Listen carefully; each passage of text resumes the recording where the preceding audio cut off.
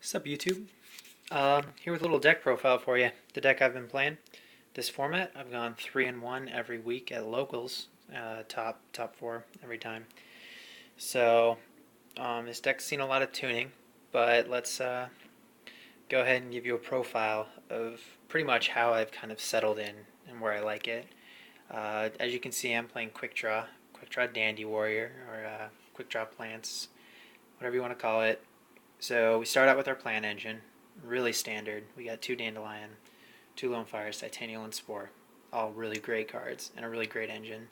Then the mill engine. This is big.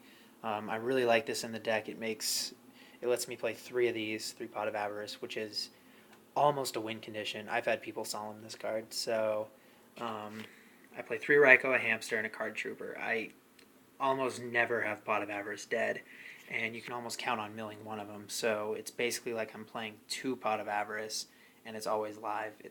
Tremendous top deck, just great card all around. For tuners, we have obviously Quickdraw, which has great synergy in this deck, especially when you can toss Titanial or Spore or Dandelion. Of course, there's a lot of possibilities there. And then Debris Dragon. Obviously, again, a wonderful card and has a lot of great plays this format. Going into Black Rose, Scrap Dragon's really good right now. Yeah. Here we go for, here's my win condition, has been lately. I play 3 Caius. I took out Lad for the 3rd Caius just because I usually find Lad being dead more often than not.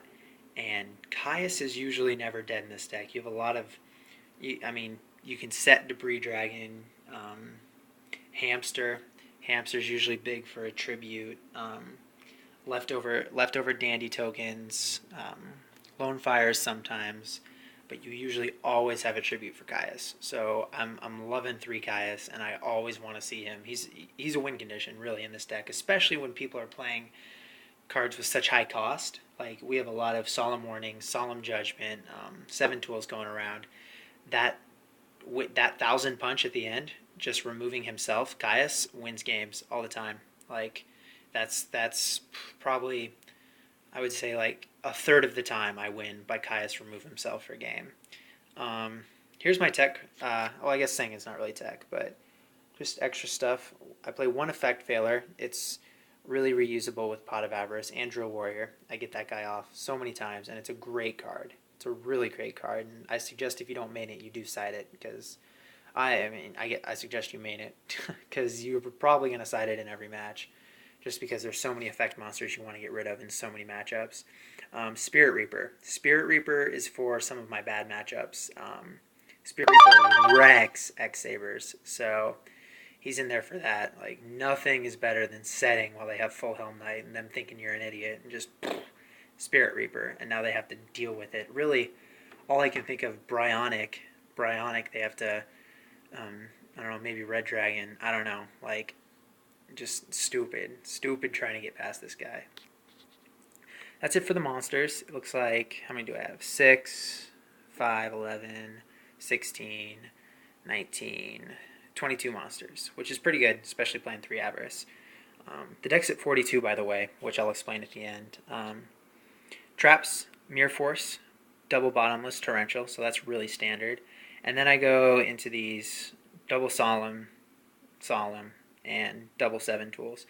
Like I said with Caius, these cards are running around everywhere, so people are paying costs just out the ass. So it really, I don't know. They're great cards. Like, there's no reason not to play them, but it does make Caius a lot better. Then my tech of choice, one of my favorite cards in the game, Mind Crush, especially this format. Like, this card in every matchup is good with Prismaglads out there. Just hit their Stratos, or when they reinforcements, whatever. Pot of Duality, it makes Pot of Duality just stupid bad. It basically takes, it says show 3 cards, right? So see their deck, and then pick which card goes to the graveyard. That's what Mind Crush says, like chain to Pot of Duality. Also, big plays against X-Sabers, like if they Cold Wave, and I have Mind Crush set, just go Mind Crush, Bogart Knight. Like, oh, sorry, now you get to summon your Pashul. Good job. So, really great card. Black Wings, you can almost guess their Kaloot plays. Light Sworn, you can almost guess their honest plays. Like they have their little dinky guy attack into your Titanial or something, and you go response and you go, yeah, Mind Crush, honest, done. Okay, good. Enjoy the life points. So yeah, great card this format. Really, really love it. Great in this deck too. Like you can call a lot of plays, and it's a smart card. Like you really need to be smart to play this card, but it wrecks. And here's for the spells and traps. Really standard. Start off Dark Hole, Reborn, Cold Wave, Foolish.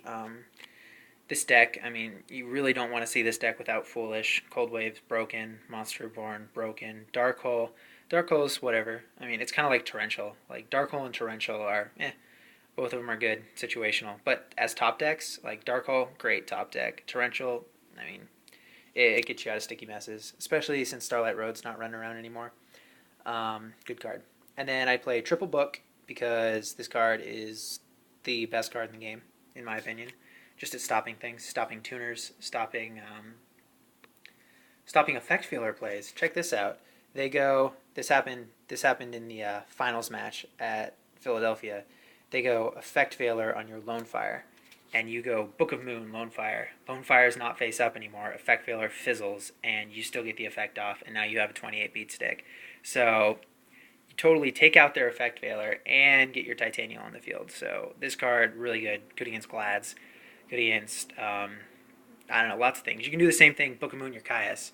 Like, they have a Sangan on the field or something, and you go summon Caius, target Sangan, and they go effect failure, trying to hide behind effect failure, just book your Caius, and now that he's face down, effect failure can't resolve, and their Sangan gets removed, and that sucks. 1,000 life points, no Sangan effect, and, I mean, you do have a face down Caius, but they have to deal with it now. And then Trip Pot of Avarice. Play triple just because of the milling ability of this deck. There is so much. There's so many ways to get cards into the graveyard, and especially when the next set comes out with Tuning and Glow Up Bulb, and two great cards that are going to make this deck probably the best in the format, and it's really good. In my opinion, for Light Sworn and for this deck, those cards will, Glow Up Bulb especially, is going to break the format. It's just so good. It's just that good. And I play Pot of Avarice, 3 of them. Just because of the milling, and just because there are so many ways to get 5 monsters in the grave, especially with Valor. Just extra stuff like Valor, Pot of Avarice, cool, good game. And I play 42 cards, and that's because of the 3 Pot of Avarice and the 3 Debris Dragons. It's to space it out. So really, I mean, 40 is good for consistency. The problem with 40 cards, if I'm playing 3 Pot of Avarice and 3 Debris Dragon, is that I'll see them too much, and that's the problem. Like, I don't want to see Debris Dragon without, like, Reapers or Dandelions or Lone Fires or Rykos in my graveyard. And I don't want to see Pot of Avarice without all my mill cards already being through. So I play 42, and it really spaces everything out. That's it for the main deck. I don't think the side and extra is pretty standard, so cool. Hope you enjoyed. See you.